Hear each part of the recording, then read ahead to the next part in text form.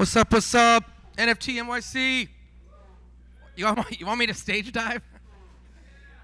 All right. So, my name's Nato. I'm an artistic director at a place called Art World. It's a commissioning and presenting visionary art space. Here we go. Visionary artwork secured through blockchain. I want to talk about my past life as a curator. Is that working? There. As a curator of public art for, God, I don't know, 20 years.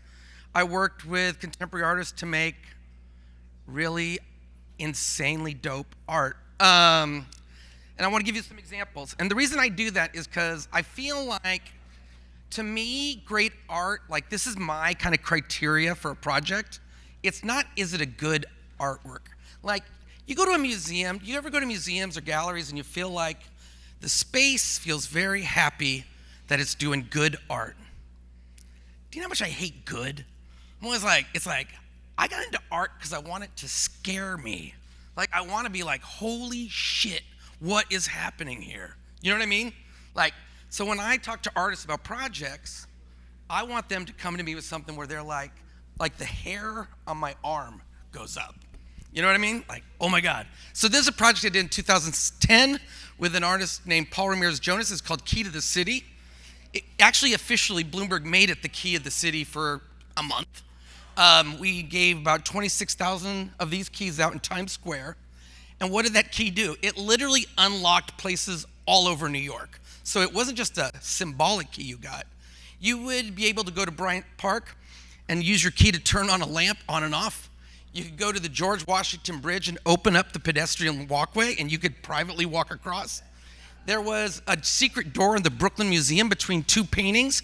You could open it up and have a private art show just for yourself. The key also opened up a back door at a taqueria in Queens called Tortilla Next to Mall. You could open up the back door, go downstairs, and make tortillas with the staff. How dope is that? It's so cool. And we did like 26 different sites. And what was cool too is the key opened up everything from, there was a private room at Gracie Mansion, the home of the mayor, to Tortilla Next to Mall. So it became a poetics around race, class, geography, and you get access to it. And for me, it also embodied the spirit of public art. What's that? Things everybody understands, a language that's very understood, but also is kind of critical. It makes you rethink what's possible in life. Here's another one. So my friend Trevor comes to me, and he's like, I want to do a project that's going to last until the sun explodes. And I was like, oh, cool, let's do that. And we did that. It's currently hovering above Venezuela, 26,000 miles above the Earth. It's attached to a satellite. We worked with MIT Labs to make 100 photographs that are archivally sound for 8.6 billion years, and it's going to be there. And it's basically, if you think, the cave paintings of Lascaux are 56,000 years, I think, 26, what's the date on that? 26,000 years old? Anyways, 8.6 billion's even longer. And I still think of it as a temporary artwork, just like all of us. But it's a kind of experiment in thinking through, these are our cave paintings. Above the Earth at geosynchronous orbit, there are a series of space junk that's out there that even if we all die and humans like Planet of the Apes, kind of come out of the marsh and look up into the night sky, there will be a ring around us, like Saturn, of space junk. And if they finally get up into space, they will look and there'll be signs of this civilization that no one knows where they were, but they were up there. And here will be this artwork. I worked with this artist, Kara Walker, in 2014 before they tore down Domino Sugar Factory. Did anybody remember that place? Yeah, I don't know if anybody saw this project we did, but it was a city block long sculpture of sugar. It was about, 80 feet high. It was a project called The Subtlety. The year is 2014.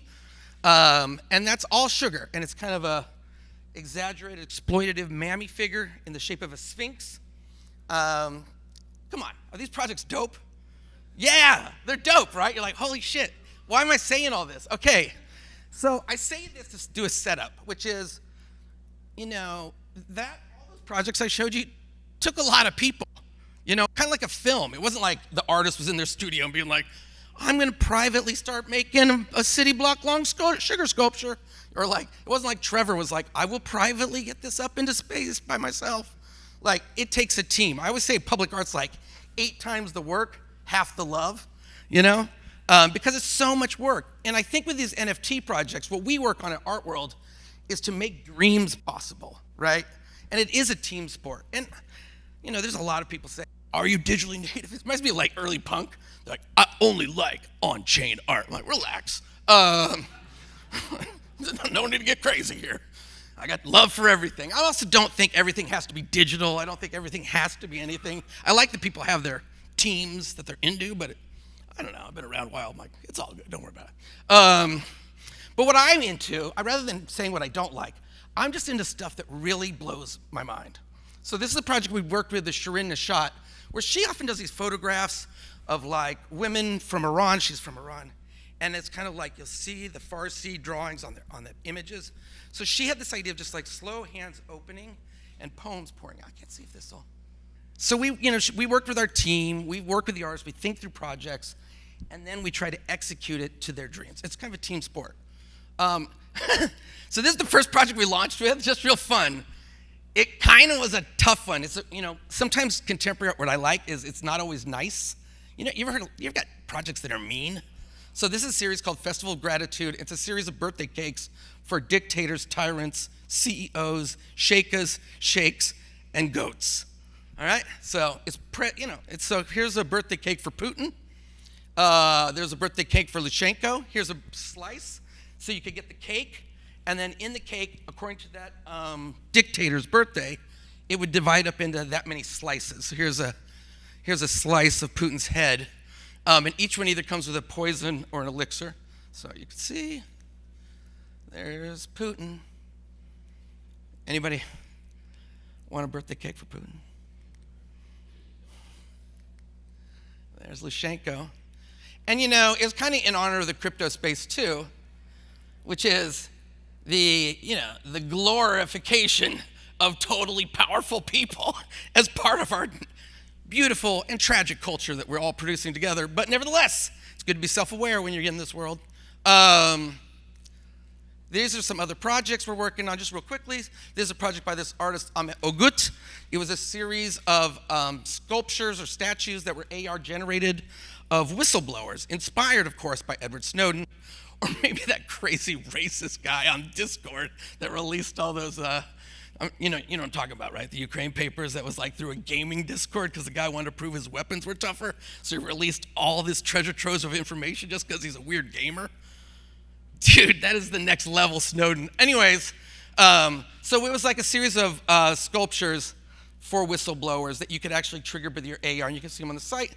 This is a project by Jill Maggot called Outgame Flowers, which is a series of flowers plucked from popular video games that actually became bouquets. So, Zelda, Mario Brothers, Minecraft, and they became these hack things. And the backstory of this, which is pretty fun, I don't know if you know of Steve Bannon's glory years as a gold miner in World of Warcraft. Do you guys know these early proto-crypto tales? Yeah, Steve Bannon basically worked on a company where they would pay gamers in China to basically up-level players, and then they would sell either the player or the gold they actually collected for real-world gold. It was called gold mining. And then actually they say historically Steve Bannon was like, yo, these gamers are like really intense. It was early, and then this guy, Brock Pierce, actually was the guy who's actually in the show Mighty Ducks, and then he went and founded Block One. Do you know this story? The child actor. Anyways, whatever, it's kind of fun. Backstory. Anyways, it inspired these flowers, which is these kind of what seem like innocent, beautiful, feminine gestures have this kind of dark, currency, magical backstory. This we just dropped with Jennifer Kevin McCoy. Kevin McCoy in 2014 dropped the first ever NFT. I want to write a book about him called The Tragedy of Being Too Early in Your Life. He's like, I dropped the first NFT in 2014. And no one cared. He'd like be at parties. He's like, hey, what'd you do? I'm like, I don't know. I dropped this thing called an NFT. They're like, what is that? He's like, and now he's like, hey, I started the first NFT. They're like, what? Have you heard of CryptoPunks? He's like, I'm before them.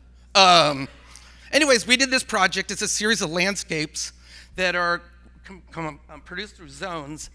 and they used AI-generated landscapes so that they actually kind of produced this generative landscape depiction of this kind of crazy future. And then that's our next project with the artist Paul Pfeiffer. So we're doing about one every 6 weeks, and I guess I'll just say this at the end, which is my favorite thing about art is working with incredibly awesome artists to give a beautiful version of a world yet to come and to make us think critically about how we place ourselves within that. And that's a formula I think all of us love, and art can be exciting. And rather than theorize about art, I just like to show you. So thanks for listening.